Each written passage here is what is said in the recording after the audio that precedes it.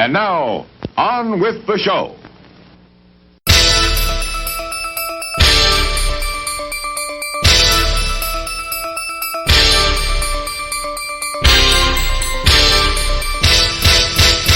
Hello, everyone, and welcome to...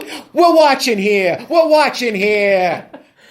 This is Opinionated Movie Talk with Chris and Perry. My name is Chris Williams. With me is my co-host, Perry Seibert. Hi, everybody. How you doing, Perry? I am great, Chris. I'm so excited about today's topic. Oh, my gosh, I really am excited. This is kind of when we started talking about kind of topics we were going to get into. This was the one that I'm like, we have to do this first. We have to do this first because... this is going to be so much fun. This is a big episode, and I'm so happy everyone is tuning in to listen to this. Housekeeping, let's get that out of the way. You can find us on Facebook at We're Watching Here. You can follow us on Twitter and Instagram at WatchingCast. Email us at we'rewatchinghere@gmail.com. Keep an eye out for us on iTunes, Stitcher, Spotify, wherever you get your podcast. But in the meantime, we're at Michigan Sports and Entertainment. So we're kind of sitting here freezing. It's been a bit of a cold weekend. As we're recording this, it was the first snowstorm of the season. It pushed back our recording a bit. Did you survive the drives? I did. I made it out to you safely, thankfully. I work a second job right now, doing delivery for a sandwich company that I will not name, rhymes with Shannara. And, I was sweating on the roads yesterday. It was a bit worse than my reliable guy predicted it was going to be. So my wife went to college in the UP and is very good at driving through this. Okay. So she hates driving at night and in rain, so I do all that, and I hate driving through snow, and she does that. So it works out well in my household. Yeah, I usually take my Cobalt to do deliveries because it's kind of the beater car. Fair. I borrowed the Journey yesterday, and I was like, nope, we're just doing that. Yeah. So before we get into our topic and we reveal what it is, what have you been watching lately? Have you seen anything interesting? I went back to one of my Christmas gifts for the year, Chris, was the Criterion edition of Shampoo. Oh. Which I had not watched in a very long time. I don't think I'd seen it since I was in college. Okay. And it is probably the weakest of all the 70s Hal Ashby movies. Coming Home has its problems too, but I love Ashby on the whole, and I like the film. To call it lesser Ashby is to still say, see it. It's really good, and it is fascinating to watch something that is trying so hard to be a social statement that might actually not quite be landing, even at the time. It's an interesting movie. It's worth seeing.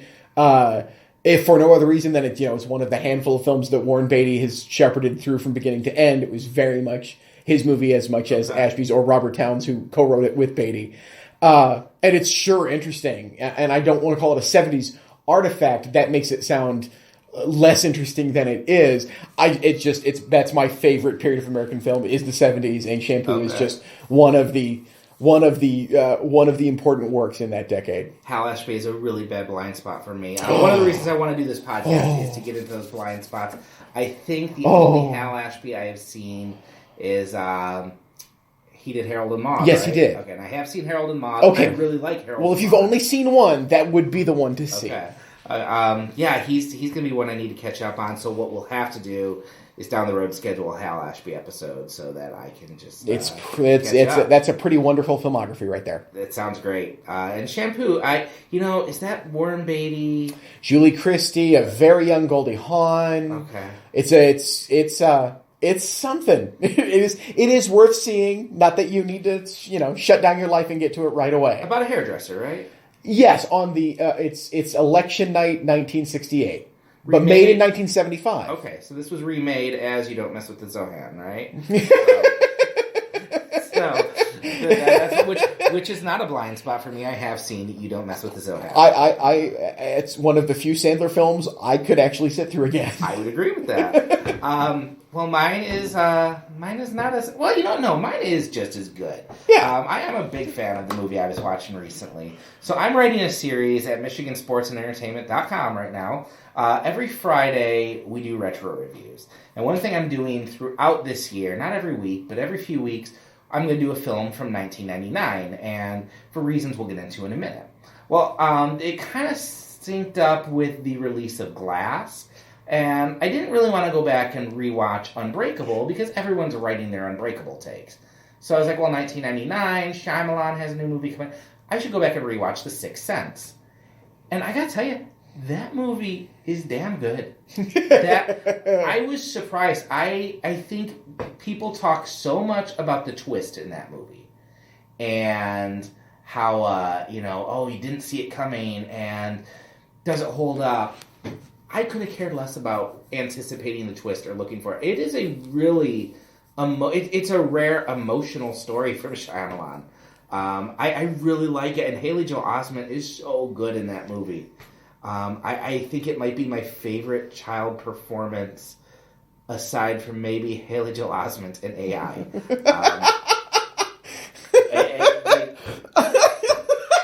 Sorry, yeah. Screw Anna Paquin in the piano. Yeah, that was nothing. That was garbage. Sorry. Jodie Foster in Taxi Driver. Yeah, that was terrible. So they can go off with Jacob Tremblay. Maybe I meant my recent. I don't know. It could have been recent. Jacob Tremblay. Nice fault. So, I forgot. This is a really good movie. And more than its twist. It's, so, I don't know if you know the story about M. Night. Realizing his career was very much on edge. Yeah. And went off and knew he had to write the perfect screenplay. And did. On the paper, I'm sure this is even better than the film. It is one of the few films where the twist is actually thematically important. Yeah. That's the thing. It doesn't, as you were saying, the twist is not a gimmick. It is essential to the understanding of what the film is about. Well, that's what really leapt out to me, and I'll link to the review in the show notes. But this is a movie about communication and about taking what we're afraid of and learning to view it in an empathetic light. I mean, might be a movie, I don't know, we might need it right now. I don't know. But I was really moved by it, and that surprised me, was how moving I found the film. That twist is great, but that scene with Haley Joel Osment and Toni Collette in the car right before is such... I mean, Toni Collette is so good in that movie. Yes, she is. And, I was shocked how much I loved that. I had kind of written it off as, oh yeah, I saw the twist, that's it. And no, it's a great movie. I really loved it. So there's a reason I watched it, and a reason why we're here today, and that is because our main topic this week is to talk about the year 1999. There's something about the end of the decade that brings out the best 1939 in filmmakers. And 1989 was a superior year as well.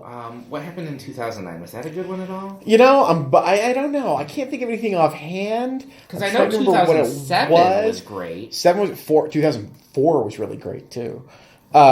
I'm trying to remember 2009 off the top of my head. I've been just swimming in 1999 again, so I didn't even think about 2009. But traditionally, the end of the decade, it's a time for artists generally try to sum up. They try for grand works. And it's often a time when you'll see the first film from a young filmmaker who's going to define the next decade. Yeah. And that's really exciting. I'm looking at the list from 2009, and it was Inglourious Basterds, Avatar, Serious Man. I like all three of those. Fantastic Mr. Fox. Up in the Air, I like. Up in the Air, I really like. The Informant, I like. The Informant's really good. 500 Days of Summer, I really like. Where the Wild Things Are, I really like. We'll probably be talking about Where the Wild Things Are in just a few moments, Chris. Oh, okay. That was a good year, but A Single Man. Great Colin Firth performance. Good first film. Jeff Bridges wins the Oscar for Crazy Heart. Good year. Yeah, gosh. Watchmen. Funny People's a good movie. Funny People's a real... Oh, we will do a Judd Apatow. I love Judd. But 1999, that was... Oh, my gosh. It was a good year. So we're going to talk a little bit about that. How old... You're 5 years older than me. So where were you at? I would have turned 26 in 1999. I was not yet hired at the All Media Guide, but I was reviewing for Ann Arbor Radio Weekly, so I was seeing stuff regularly. I've always seen stuff regularly. Whether I'm paid to do so or not, I'm seeing stuff regularly, Chris. But 1999 was... Let me get into the importance of 1999 when I get into my first movie. Sure. And my first movie is very much linked into what was going on in my life that year. I will say 1999, for me, I've often referred to that as the year that movies broke my brain. This was such... I mean, the reason I'm so excited about this is it is such a formative year for me as a movie lover. It was really influential into who I would become as a critic. I would have been turning 20 that year. And the big thing about that year that I think kind of kicked this off was at the very end of 1998, we got a computer with a modem. And I remember... January 1st, 1999, my parents went out for the day to go watch football with some friends. My siblings were all gone. I put the phone cord from our computer all the way across the house into our dining room where our phone jack was, dialed up to AOL. I spent the entire day online. Yep. And it wasn't my first time online, but it was my first time kind of just... not going on there to look something specific up, but just exploring what was out there. And it was definitely talking in chat rooms and seeing what that was about, and then getting grossed out by that and leaving the chat rooms, talking with strangers, which was really fun. But I guarantee that day I spent time on Ain't It Cool News. And Ain't It Cool News for about 10 years was the first site I would visit every morning. And for those who don't know, it's still around. But it was kind of the first big film writing site on the internet in terms of, it really changed movie culture and how movies were made and promoted because... yeah, well, it was the start of spoiler culture. It was kind of the start of the movies hawking press visits, set visits, because they were getting, people were sneaking in, doing spy reports. And I wouldn't say that it was great film writing by any stretch of the imagination. I would not either. I will say Harry Knowles is not the greatest writer, but Drew McWeeny was on that site as Moriarty, and I read his stuff, and I think they started introducing me to things I might have been a little uncomfortable with. That's when I started looking into Wes Craven and kind of some exploitation directors. That year, I also, though... I was turned on to Roger Ebert. I had a friend who recommended, hey, have you read Roger Ebert? No, he's the guy on TV. I don't even think I knew he was a writer. And I don't know if there's any writer who's had an influence on me like Roger Ebert did.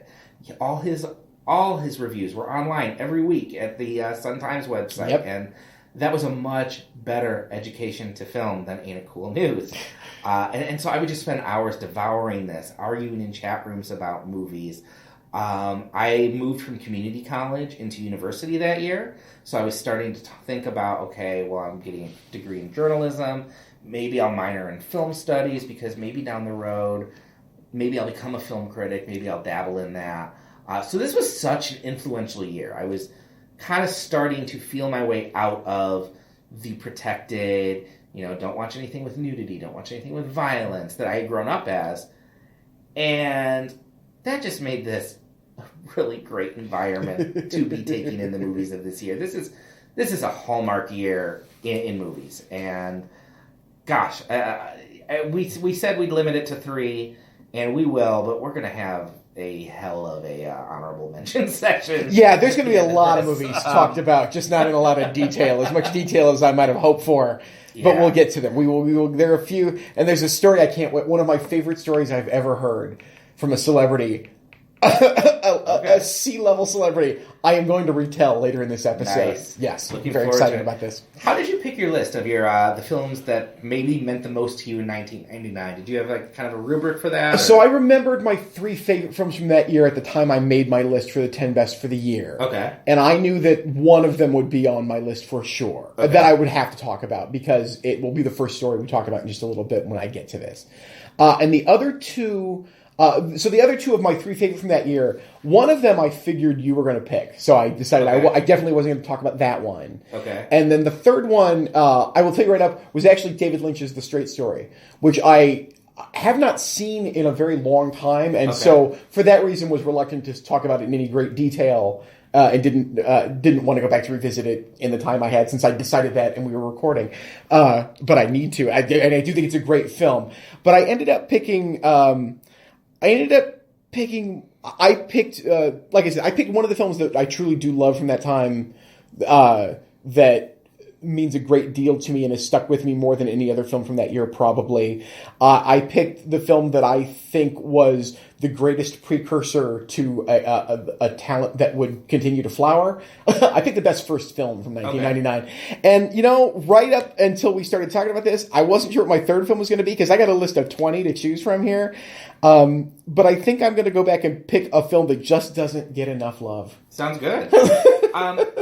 What's really funny is I realized when I was listening to our last episode where we talked about our cinematic DNA, you took the approach, what were the films that kind of influenced you as a film lover? Well, that was what I took for this year. Good. Because this year was kind of that crucible of, okay, Chris, you've liked films. This year, you are just going to become a film lover. And it was such a good year. I am so excited. Let's just get into this conversation. Let's do it. What's your first film?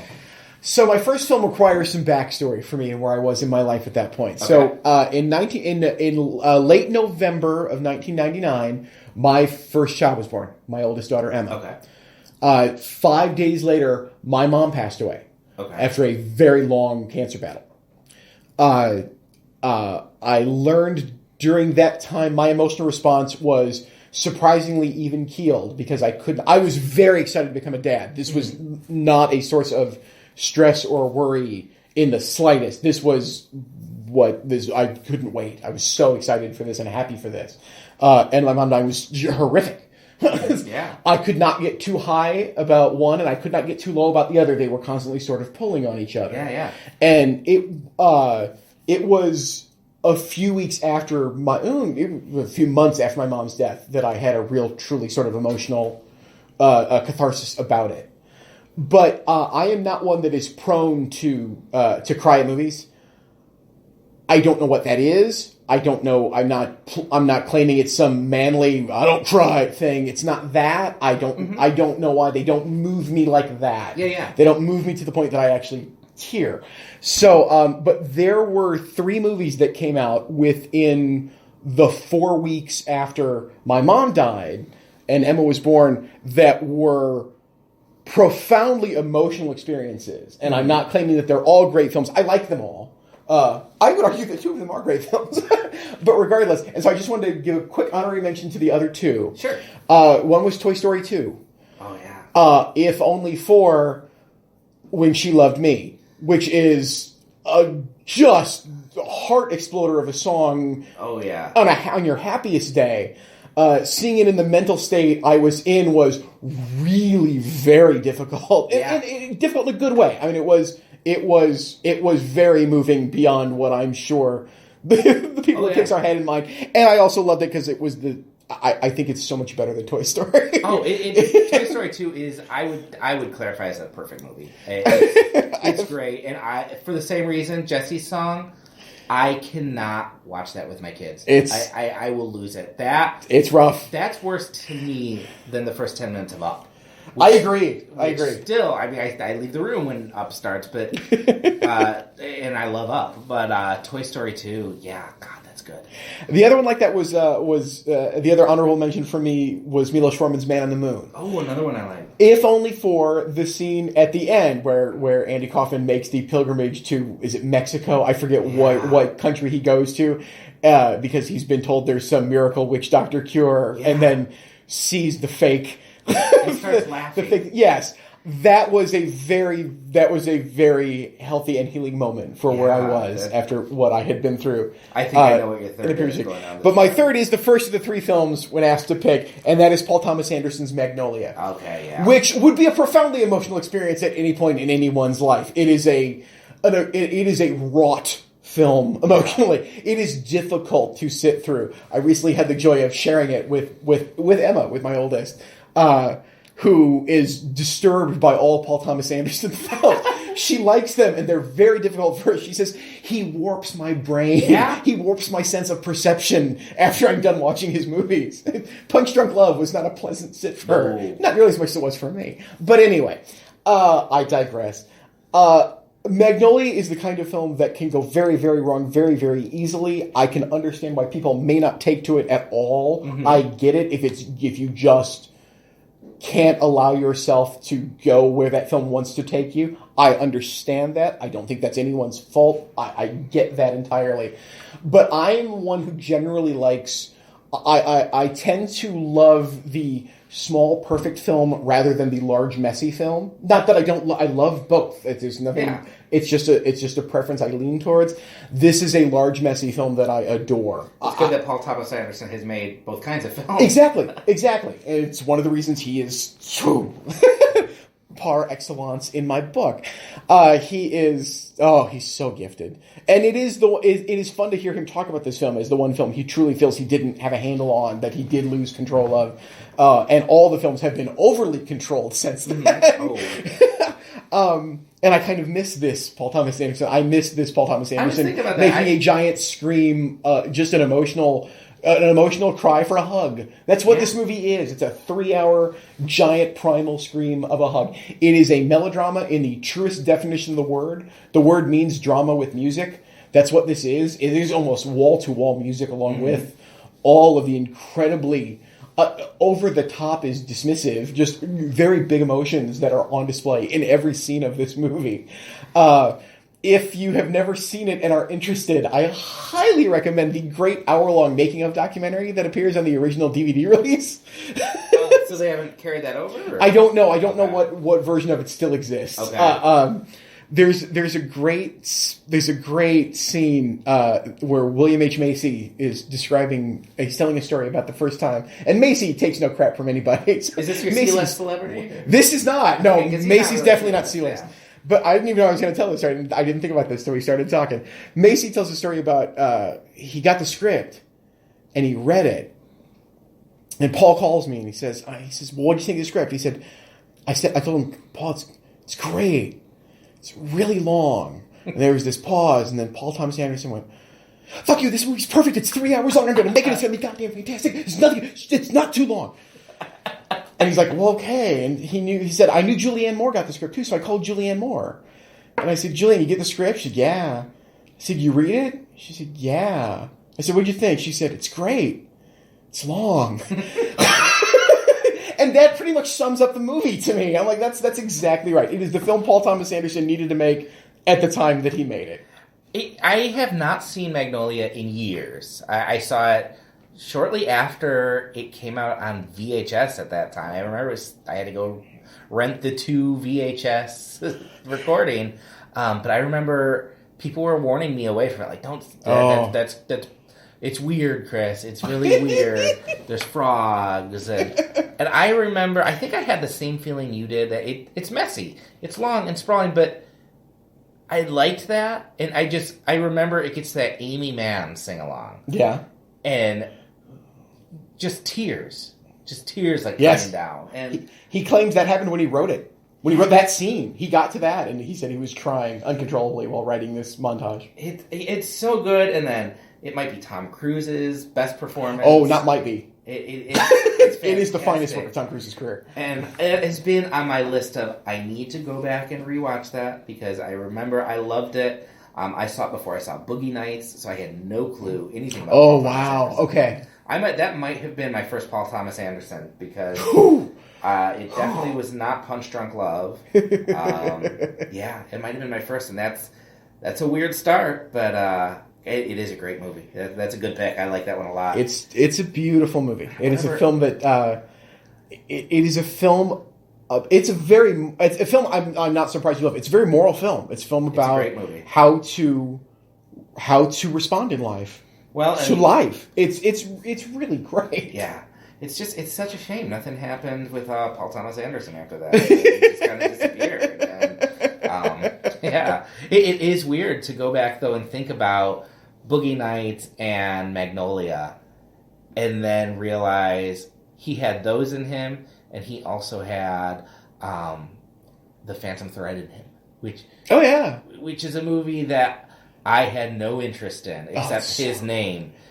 And then I saw it, and the whole movie, I'm like, I think I like this, but I don't know what the point is until it gets to that ending, and you're like, that's the point, and it's awesome. Yes. And we were still years away from There Will Be Blood, which happens in the middle of all that. And Punch Drunk Love, I love Punch Drunk Love. I do too. Like that. That's one of my favorites. And I've been a hardcore all-in on PTA since I saw Hard 8 in the theater. I was very lucky. It played in Michigan for a week, and I made sure to see it because it had been praised on Siskel and Ebert. I remember at the time, and I knew Secret Honor. I was a fan of. I was just a fan and wanted to see that movie. I wanted to see him on the big screen in something again, and then to find this young talent, I annoyed everybody around me for 2 years doing the quote from I'm blanking on the name. Who's Bruce Springsteen? John Landau's famous quote about Bruce Springsteen. I have seen the future of American cinema, and its name is Paul Thomas Anderson. And I'm proud to say I have not yet been proven incorrect in that assessment. He's awesome. Based on Hard 8 alone, he's fantastic. So you mentioned Siskel and Ebert, and I feel like when you talk about 99, it's kind of I think one of the keys that is so weird about comparing that year to this year is that you had to go search out movie reviews. Like, I mean, they were in your newspaper. That was weird. They're not, you had every paper had a local critic, which, it's not very common anymore. No. You had to turn on the TV to find out what Siskel and Ebert thought about something. And now everyone can be a critic. You just need a WordPress. And I don't know that... And there's a whole conversation, a whole episode on the state of film criticism we'll have to do. That's had its plus and minuses. But oh my gosh, I was so thankful for Ebert and just that treasure trove of writing. Like, he was like my guide. So I just thought about... It was something special. You could trust every critic. Whereas now...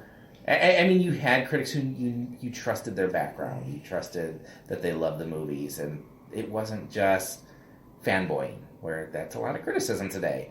But there's also a lot of good stuff. But whatever. Your first movie. My first movie is The Matrix. It's the movie I think Bullet about time. As soon as I think of 1999. Like, if this was the year movies broke my brain, The Matrix was the movie that drilled the hole in my head. That was early in 99. That was like early. April, right? It was March. Was it March? 30th, wow. I want to say.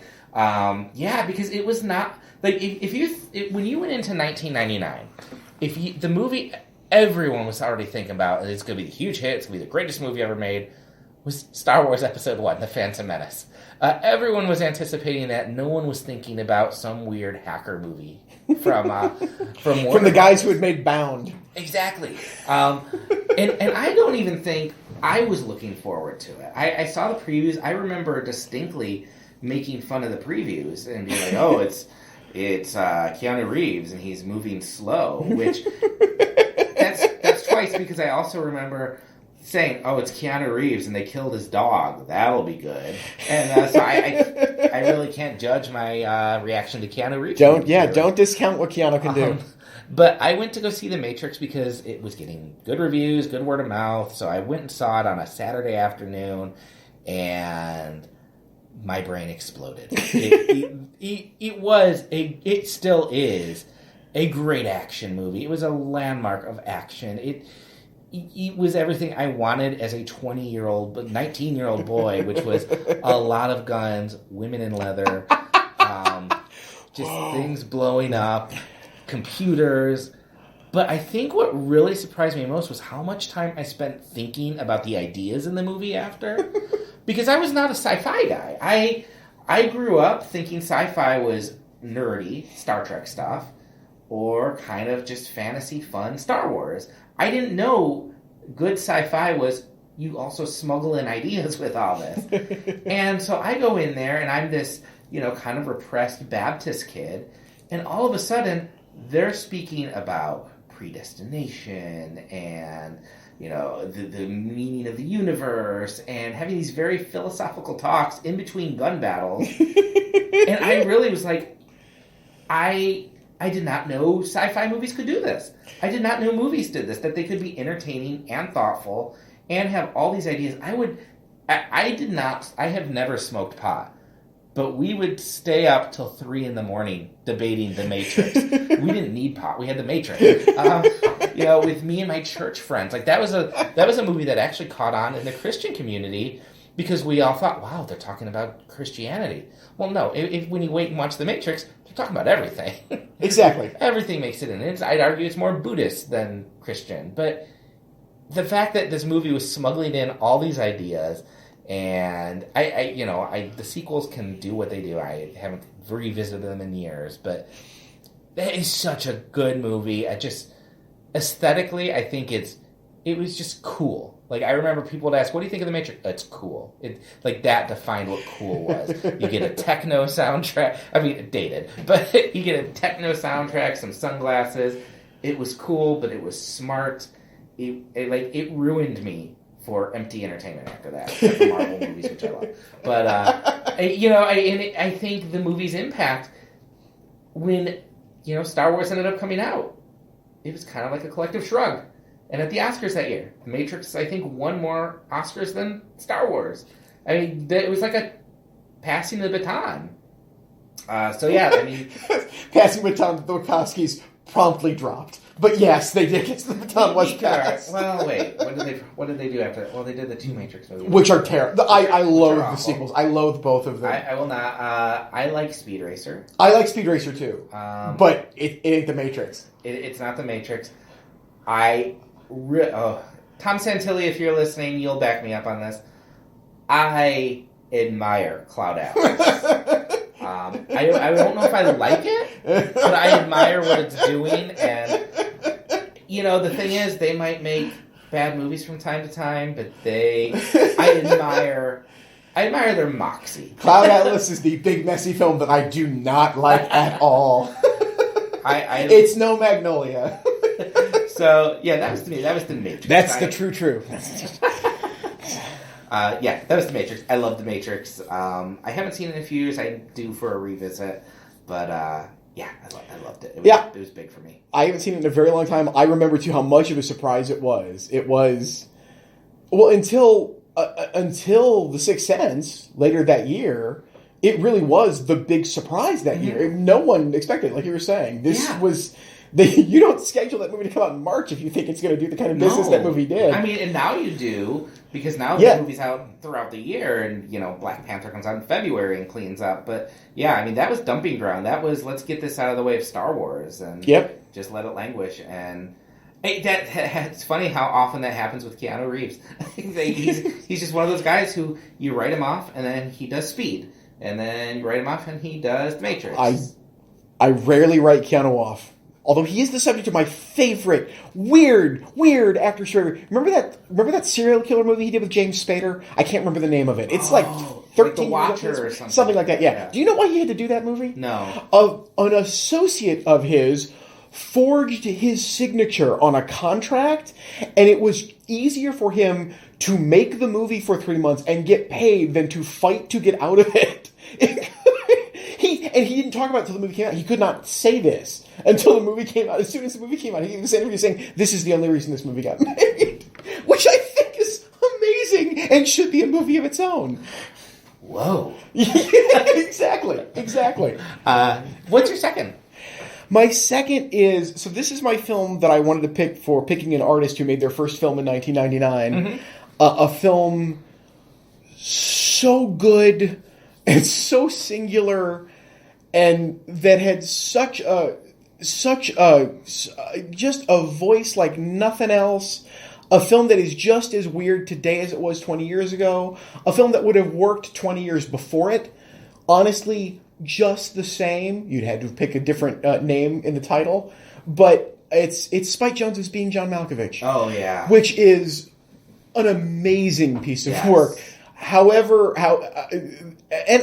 truly the start of two great voices with Charlie Kaufman's script as well. Was that Charlie Kaufman's first script as well? I don't know if it was the first produced script or not, but even so, by all accounts, that film was found in the editing room. I mean, that's not... I don't know that Kaufman even wrote the ending. He very well may have. But they truly... with both of their careers. So. Exactly. They both launched beautifully with this. And Spike truly had as good a filmography of music videos as anybody on the planet by that point. And this was before you. That was, I don't remember music video directors making the leap to feature film directors until right about this time. Fincher. When was Alien 3? It was definitely before but only by a year, right? It can't have been earlier than 98 or 97. No, it had to be, because Fincher did... Because a movie I almost had on this list was Fight Club. That's true. So 90, I'm willing to bet it was 95. 94 or 95. 95 would have been 7.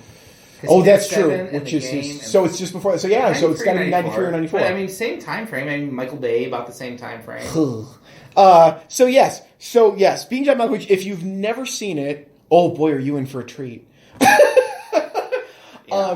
It is surreal and mundane smashed into each other, which David Lynch does in his own special way. Not that this film is Lynchian in the slightest. If you don't know the film, see it, and don't know anything about it. Just go in. I hope you know who John Malkovich is. It'll play a little better if you are at least passingly familiar with John Malkovich. What I would recommend is go watch Bird Box. John Malkovich is the MAGA guy in it. And then can remember him, but then also remember that sometimes he also gives good performances. And Better he's in good movies. Go and rent the version of Mice and Men he did with Gary Sinise, because that will then give you one of the great jokes in Being John Malkovich to appreciate. It's just like I said, it's a film that is truly timeless to me. It works. It is so odd and so of itself, and it still works on me exactly as it did the first time I saw it. And I've seen it recently, and it is the starting off point for two of the truly great singular voices in film over the last 20 years. I have loved every film Spike Jonze has made. I think Where the Wild Things Are is remarkably underappreciated, and I would totally agree with you. I don't think it is. It's one of the great literary adaptations that we've gotten in the movies of all time. A book that would seem to be impossible to make into a feature-length film. I would also argue the same thing on that literary adaptation, but underrated is Synecdoche, New York. That is a big messy film I don't love, but you can't believe that that's somebody's first film. Yeah. It's funny. That was Charlie Kaufman's directorial debut. But it's funny. I find that my reaction to Being John Malkovich really predicted how I would respond to both Spike Jonze and Charlie Kaufman over the years, with maybe one exception. I saw Being John Malkovich and I was not ready for it.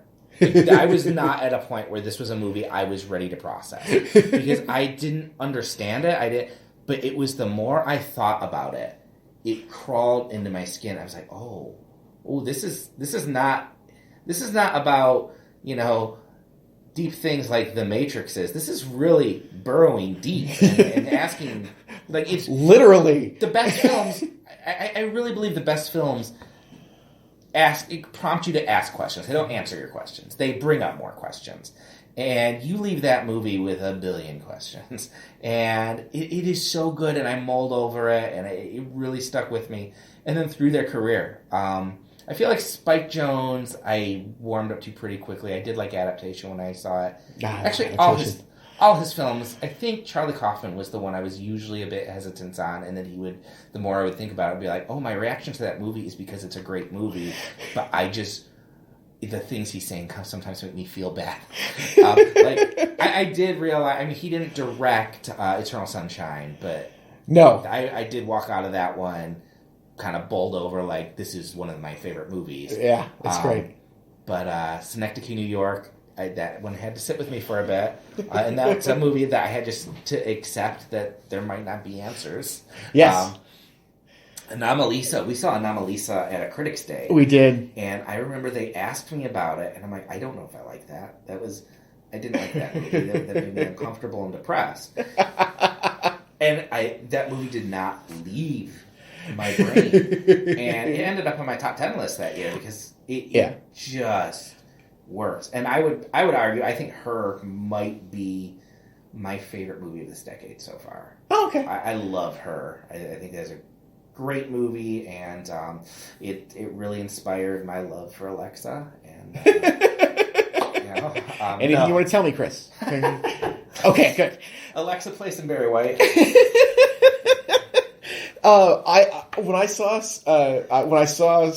Schenectady, New York, I thought, that's so singular.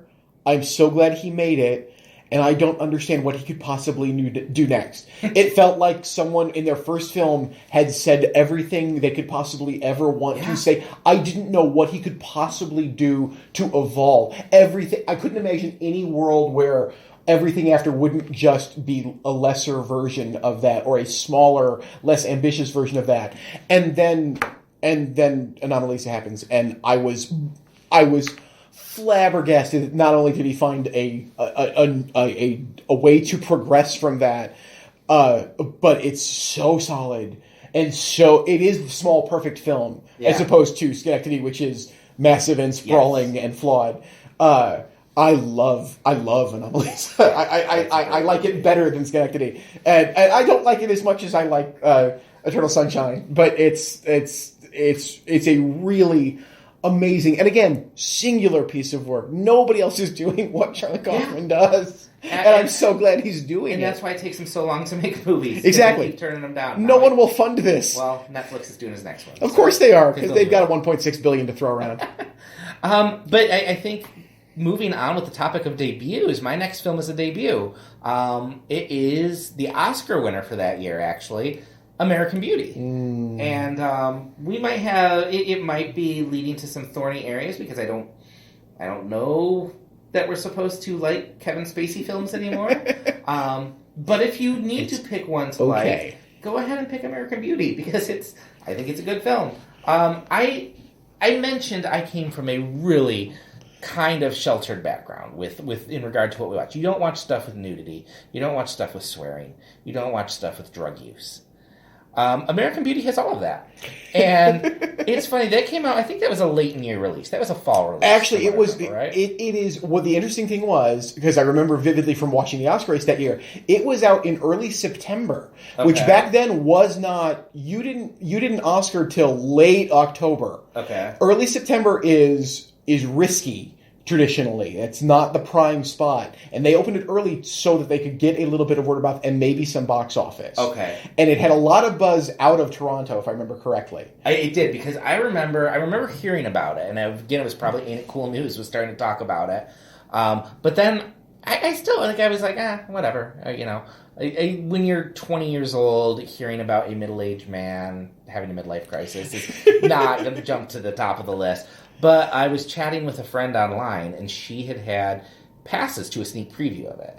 And she had just come from it.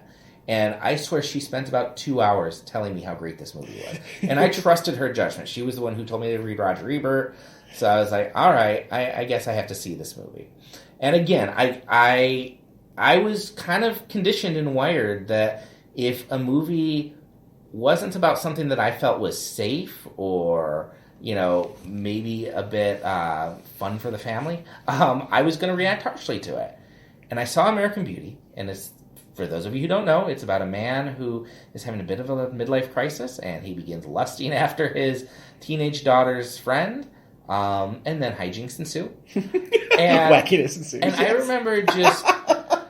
remember just being so taken by what it felt like a ride, because in the fact that my emotions were going everywhere. I'm laughing, I'm crying, it has some really downer parts, it has some really funny parts. Sometimes those are mixed together, and I had never seen a movie do this.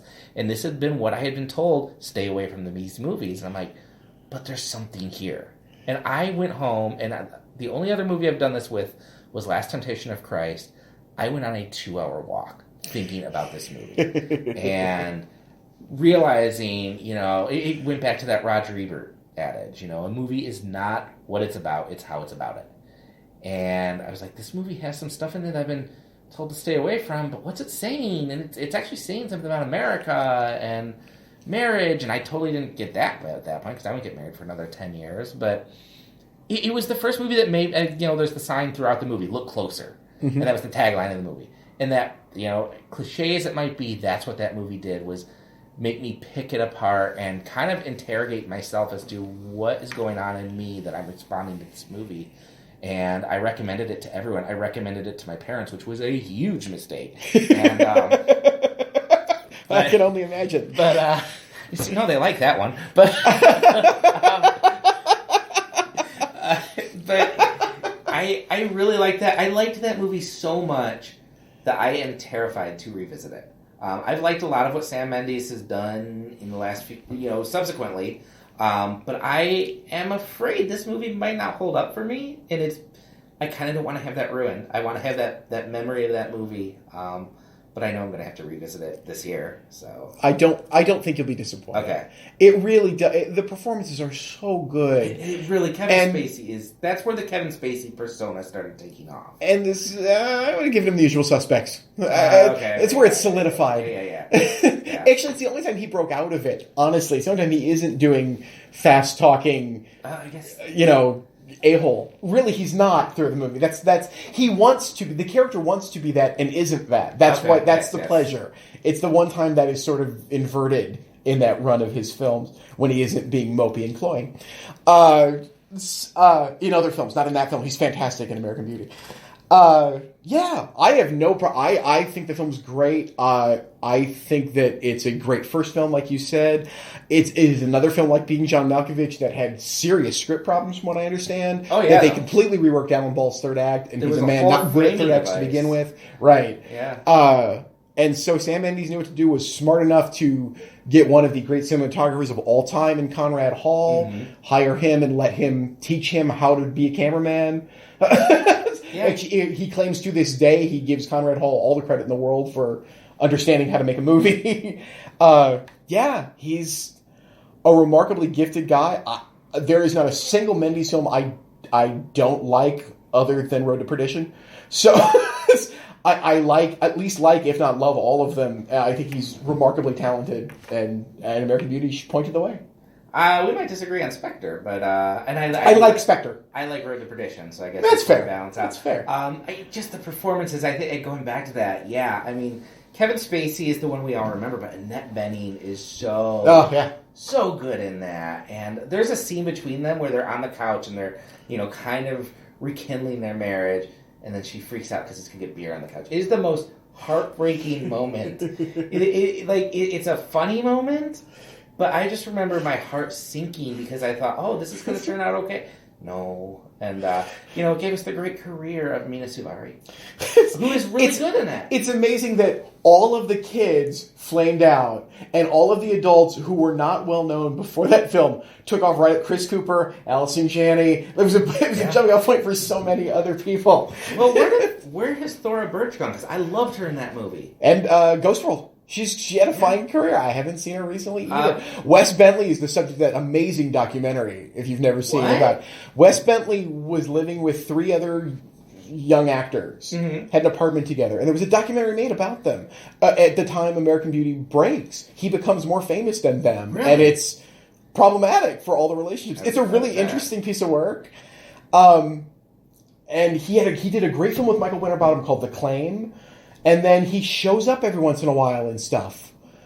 Okay. No, that's the best way to put it, because when he shows Hunger Games? Showed up in the Hunger Games? Okay. The one that got me recently was I was rewatching Fallout, Mission Impossible Fallout. Oh, he just kind of wanders in. It was Wes Bentley. All right. Basically, and the only thing I thought about that character is I'm like, wow, that sucks for that guy to find out his wife used to be married to Tom Cruise. But yeah, Wes Bentley, I don't know if I like him, but I always, when he shows up, I'm like, it's that guy. It's off-brand Skeet Ulrich. But he's so much better than Skeet Ulrich. No, that would make him third level Johnny Depp. He's much better than that. He's much better than that. But yeah, that's American Beauty. I need to revisit that. I loved it so much, and it really was instrumental in helping me realize when you pick things apart, you are going to realize that there are things underneath the content that are so worth digging for. Good. And I loved it. That's great. Third film. All right. I've decided, I'm going to call an audible here, Chris. I've decided to, forgive the sports metaphor, I've decided to go with another first feature. No, that's not even true. Oh. I just remembered that's not true at all. So strike that, reverse it. I'm going to go with the rarest of all things. A great adaptation of a television series. This almost never happens. And something else that I dearly love. I'm that rare breed of American male, straight American male, who really likes musicals. I like movie musicals. I prefer them to stage musicals. Oh, I have no idea where but you're I going. prefer movie musicals, and I think that most movie musicals, almost all of the great movie musicals, are original movie musicals. I don't think they're adaptations of stage musicals. Okay. And I will tell you a movie that came out in 1999 that should not have worked nearly as well as it does, but prefigured what would become a comedy writing duo that would go on to create one of the most beloved Broadway musicals of the last 10 years. Later in their exactly life, where you're going, and I am so glad you're going here because it was a runner-up for me. South Park, Bigger, Longer, and Uncut. Yeah. Rarely do I pick a film that's a dick joke right in the title, but I can't help it with this one because it's so good. It is such a good movie. It is such a smart movie. It is such a vulgar movie. Gleefully vulgar in a way they couldn't be when they were doing the shows on Comedy Central. Boy, did they run with it. You gotta love a film in which the then head of the MPAA, Jack Valenti, said, "We messed up, we should have given this an NC-17. Again, talking about, as we were talking about with Spider-Verse in the last episode, a film that gets away with so much because it's animated. Mm-hmm. Yes, stuff you couldn't have done. And a film that is so smart about why entertainment that we consider vulgar is popular and does have an effect. And again, asking that question without giving us any answers, as you just said. It is such a good movie. It is fabulous. It works so well. I think it's under 90 minutes. The songs are spectacular. I will still listen to the soundtrack to this day in my car. Oh, I'll do the same thing. They are the rare thing of being both spoofs of recognizable musical theater songs, or songs from particular types of shows that are still wholly original. You don't have to know that for them to work. The Les Mis riff is one of the funniest things I have ever seen, granted in part because I can't stand Les Mis anymore. The opening is the greatest Disney opening ever. About our little mountain town.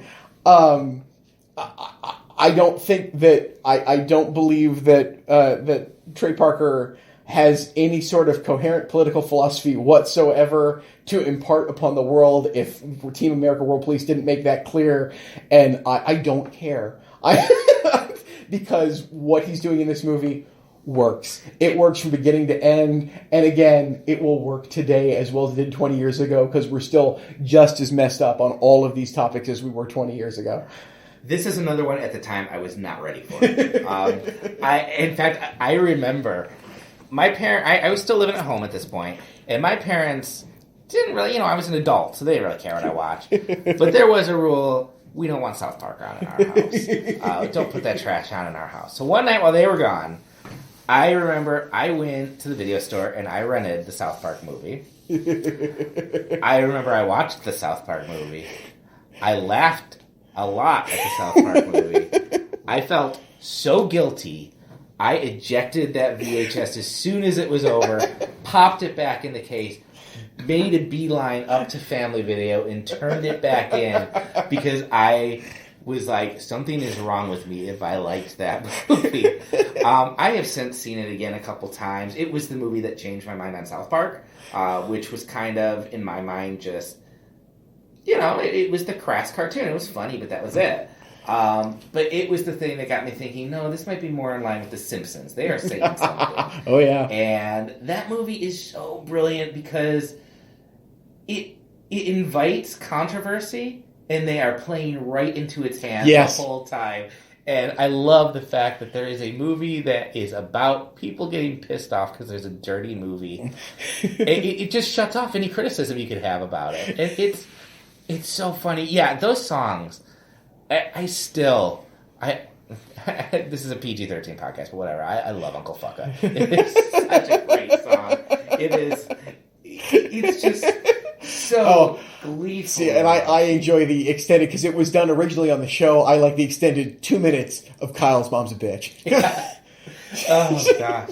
But yeah, I love... the opening is a great Disney spoof. Satan's Little Mermaid moment is so good. Just, that was a movie that... I was definitely not prepared. The rousing Blame Canada that was performed at the Oscars by Robin Williams. By Robin Williams. I remember that. Gosh. I just love that got an Oscar nomination for Best Song. I adore that got an Oscar nomination. But I think every song in that movie deserved an Oscar nomination. I don't disagree. I love Trey Parker and Matt Stone. I haven't watched South Park in years, but I love, like, they just... I forget about them, and then they'll pull out a Team America World Police, and I'll be like, oh, great. I like them. That's right. They're funny. And then I'll forget about them. And then Book of Mormon comes out. And I'm like, oh, that's right. They're really funny. And they're great. And that is a great pick because it was on my list. And I had to kick it off for something else that was... I didn't think I was ready for, but it was transformative when I saw it. Okay. And it's also from a very foul filmmaker. And I don't know if you can discuss the 90s without discussing this filmmaker. Okay. It is Kevin Smith's Dogma. I love that movie. I love Dogma. People hate that movie. I love that movie. Dogma was another one that my friend recommended, and she was a big Kevin Smith fan. And I think I had seen Clerks at that point. And so I'm remembering my favorite punchline in the movie. Go ahead. And I think I had seen Clerks, and Clerks really didn't do much for me. And I don't know why. Maybe that might have been one I wasn't ready for at the time, but... So I hadn't seen Chasing Amy, so Dogma was my next one. And again, coming from this plays into the religious background, it was the first time I realized, you can talk about spirituality and make it funny. And you can make it into a comic book movie. And you know what? Maybe there's poop monsters. And maybe God is Alanis Morissette. And I love the movie because I feel like, I don't know if I would say it's the best Kevin Smith. I really like Chasing Amy. Yes. Chasing Amy's the best Kevin Smith. But it's really... It's 1A. It's my favorite Kevin Smith because I think we talked about a little bit about this pre-showing. I think it's the Kevin Smith I've wanted to see. Like, he has never reached that far again. And I feel like it's him running with his style, which his style is he's vulgar and profane, but it's also he's pushing himself. Like, it's visually different than anything he's done. It's got ideas that he couldn't pursue in something like a Chasing Amy, and I've never seen him do that again. He also, it was the first time he'd had the best actors he'd had at that point. Yes. Matt Damon is superb in that movie. Matt Damon is, I'm not joking. Matt Damon is superb in that movie. Oh, yes, he's great. He's got 3 marvelous scenes in that movie that elevate the material. I'm sure that Kevin knew what he had when he was seeing it, but I can't believe that's what he envisioned when he wrote those scenes. I'm utterly blanking. Alan Rickman? The Dear Departed Alan Rickman is fantastic as well, and very funny. Linda Fiorentino, The Impossible to Work With, Linda Fiorentino, superb. Then that script actually predates Clerks. He'd written that first. That was, and so you realize, boy, he got all the good ideas out there. He emptied quickly. He emptied the tank early. It's funny because it's this movie that is just a kind of a juvenile thing, but then there are riffs on really deep dives into Catholic theology and doctrine. And I'm not Catholic, but I appreciated that they were doing that. And then there are things that I resonated with, which the whole Catholicism, and there's a whole thing in Christianity about making Jesus a little nicer, a little softer edged, and I liked that. But then there's a poop monster. The Buddy Christ. Yes, I had a Buddy Christ. I had a Buddy Christ on my dashboard for a while. There's a whole conversation between Ben Affleck and Matt Damon about pride and it's such a good thing, and I've used that in Bible studies because it's such a good thing. And then you just also have Alanis Morissette. You have George Carlin is so good in this. Like, yeah, I think it's his best actors. It's him energized, which I feel like I haven't seen. And I like Kevin Smith as a person, and I like him as a personality. And I once drove out to Akron and spent a weekend in freaking Akron so I could see his live show. I like Kevin Smith. I want to like his movies, and I have not liked his movies in so long, and it bums me out. If you've never seen this movie, you truly can't appreciate how funny the Matt Damon cameo in Thor Ragnarok is. Yeah. For now, he's played Loki twice.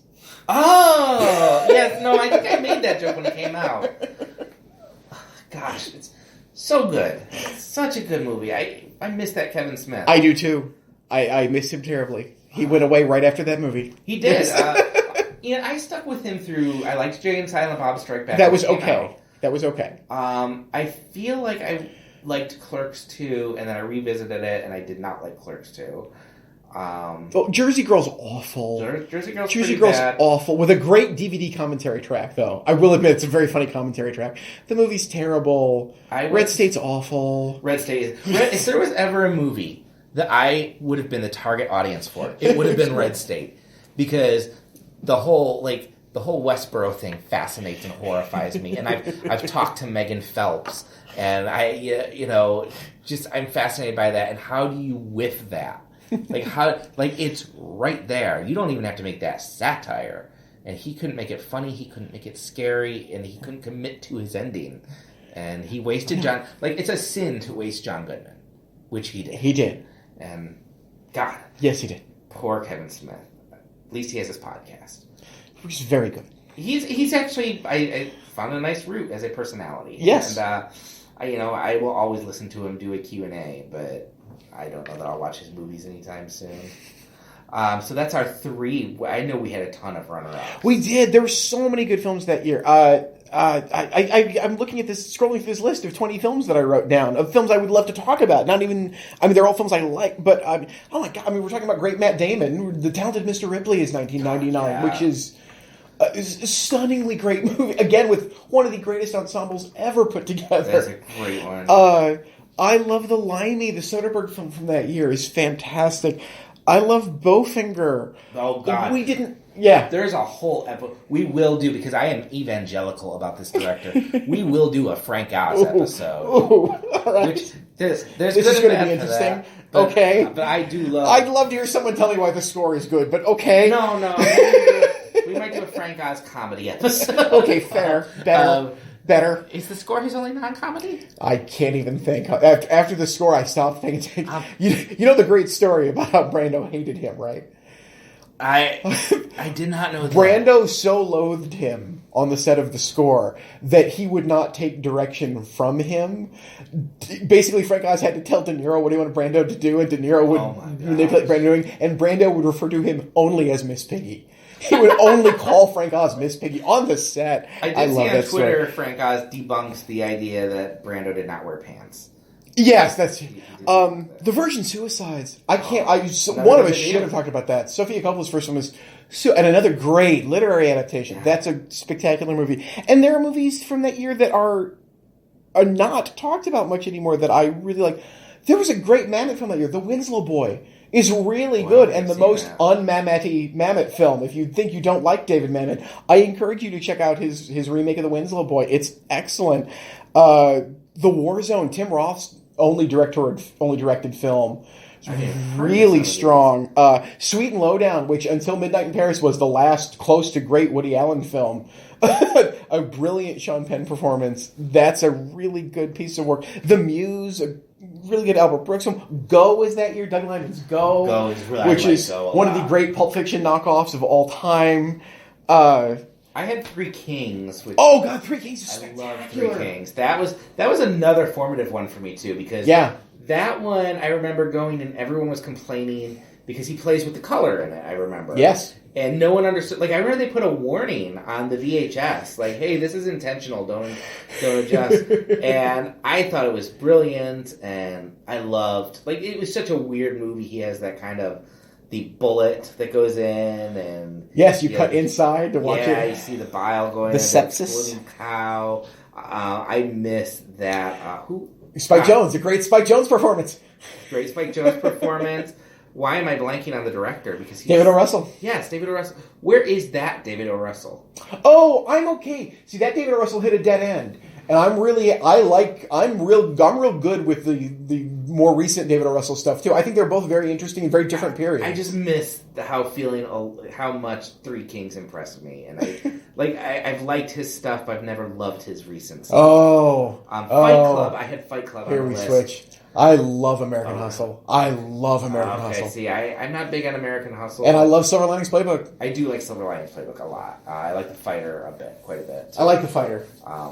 I had Fight Club on my list. I don't know if I love Fight Club, but it did something at that point where, that's a weird movie where I've said, yeah, that's an awesome movie because I'm a 20-year-old man and I love how macho it is. And then I've turned on it and said, no, that's a bunch of macho crap. And I've said, no, it's making fun of macho crap. Yeah.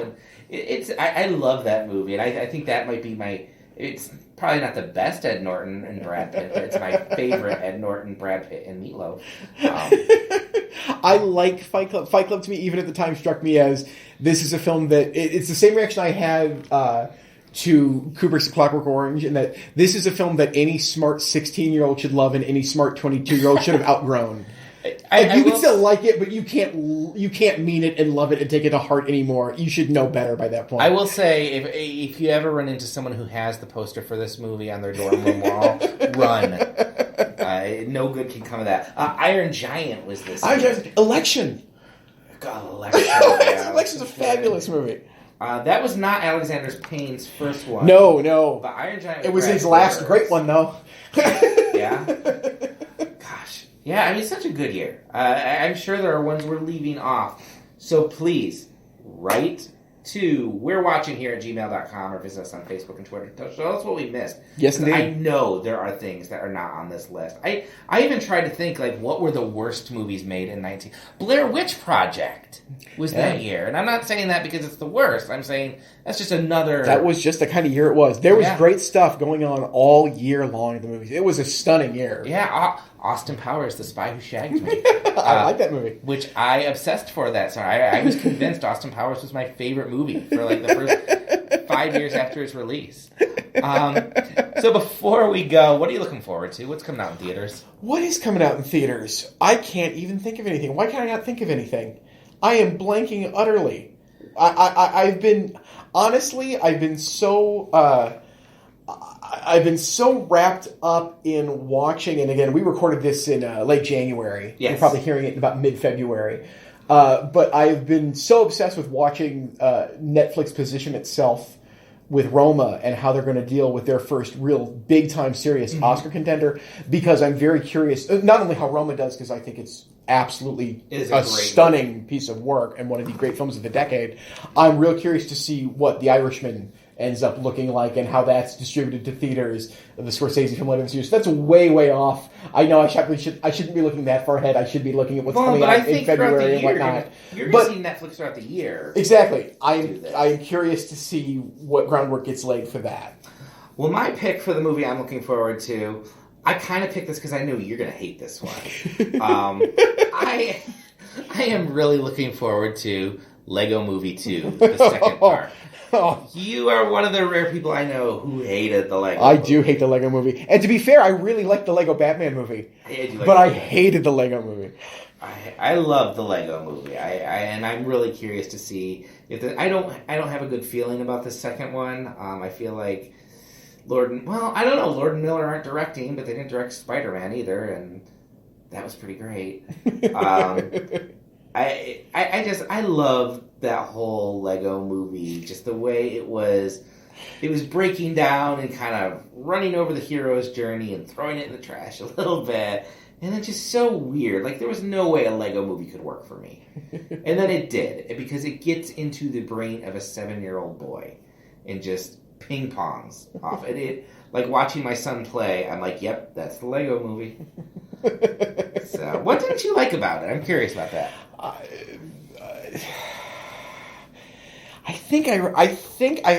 I'm not proud of this. I'm not bragging. I think it's the only time in history that I might have I might have ruined the perfect rating on Rotten Tomatoes. I think when my TV Guide thing posted, but I didn't. To be fair, I didn't know it. Like I wasn't writing it as a response to everybody loves this. I hated it.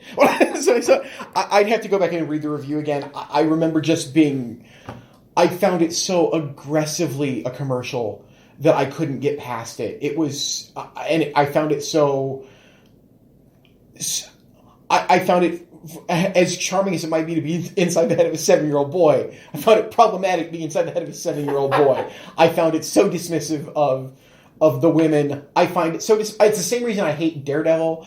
It pretends that it's not what it is. Yeah. It wants to make fun of what it is, but still is that. And so I don't know what that's for. You're not deconstructing it. You are that. You want to be kind of postmodern and point out that you're doing it, but you're still doing it, and you want me to love you for the same reason that you're still doing it.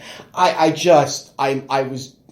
found it remarkably bogus and incredibly nothing more than a cash grab. I really hated sitting there, and it's just sensorily unpleasant. It is everything the Spider-Man film, Spider-Verse isn't. It is unfun to look at. It is painful to watch the editing in that movie.